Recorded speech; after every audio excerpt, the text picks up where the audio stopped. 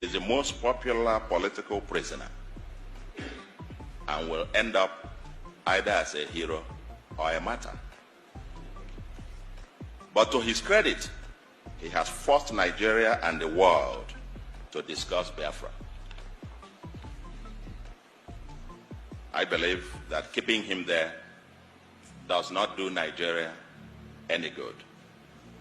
I believe this young man should be released, and released like yesterday.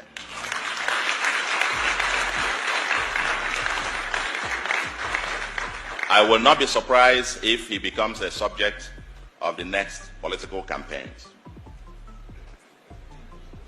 Just like we dealt with Awolowo, who was convicted and imprisoned of treason, or Gowon, charged with treason, or even Ojukwu himself was forgiven, and so on and so forth. I don't want to make any predictions, but I believe we need to solve this.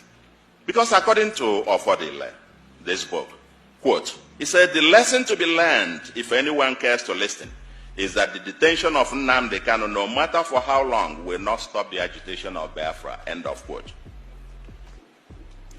He further argues that the detention of Uwazurike between 2005 to 2007 helped to radicalize his followers. The same thing happened when the leader of Boko Haram was killed. His followers became more radicalized. Detention of Nnamdi Kanu, I never heard of him before this time, to be quite honest. Never heard of him. I didn't even know about the IPOP or whatever thing. Until this thing, and you now realize globally it's become an issue and it's become mainstream. Now, and again, quote, he says, this book argues that the idea of a customary government under the Supreme Council of Elders in accordance with customary law enjoys the support among a section of the Igbo. But it is the Biafra or death philosophy of Nnamdi Kanu that found resonance across the length and breadth of the Igbo nation. Therefore, there cannot be a resolution of the Biafran dilemma without a wholesome engagement of the Nnamdi Kanu stroke Uche Mefo faction of IPOB. End of quote. That's what this was.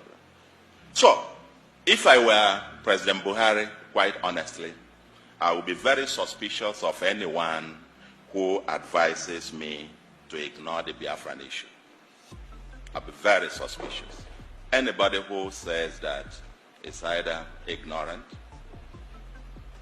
or being mischievous, or quite patently doesn't mean well for the government itself. It probably wants the same government to repeat the mistakes of the past so that it could lead it down the drain.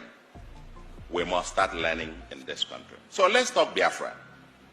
Where are the Igbo elite and the intelligentsia in all of this, especially those in Nigeria? It seems, as this book points out, this is being driven mostly by the Igbo intelligentsia in diaspora, the new resurgence. The new ones within, there seems to be a division, 3 classes you can identify. The ones within the mainland, and I'm shocked, and you discuss, they have a different point of view. Those in diaspora within Nigeria, so to speak, who are in Abuja and Lagos and so on and so forth, Kano, Kaduna, and so on. And an elder was asked about that, living in one of these northern states, about Biafra. And they asked him, what do you think about this Biafra? He said, well, no, I just didn't know.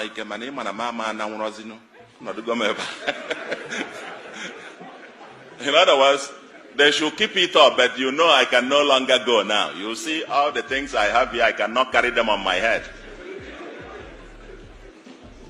So, there seems to be a sense of either denial, and on one part, or people who think, no, it won't be, because we can't just imagine it. And because of some discussion that, oh, okay, if this happens, you will lose your property, you will lose that, and so on. Of course, that is untenable. I mean, I too was wrong on this, because if by any chance you have another state of Biafra, it will be the 16th state of ECOWAS. And that means you have free movement